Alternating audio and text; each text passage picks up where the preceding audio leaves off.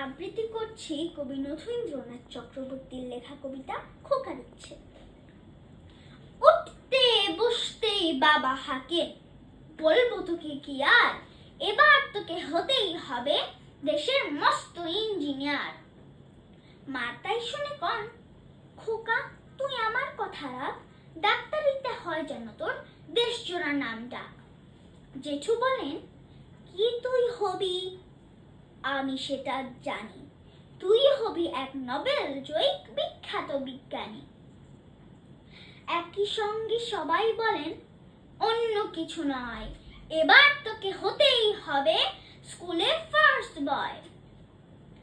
আমার ইচ্ছে ঘুড়ি উড়াই, লাড্ডু ঘুরাই, আর ক্রিকেট খেলি, সাঁতরি করি মস্ত দিঘি পার।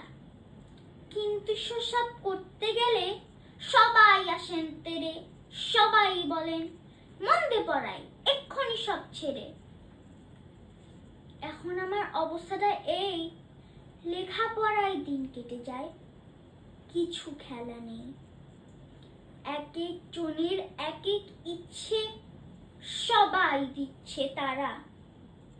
তার ফলে ভাই আমার নিজের ইচ্ছে গেছে মারা।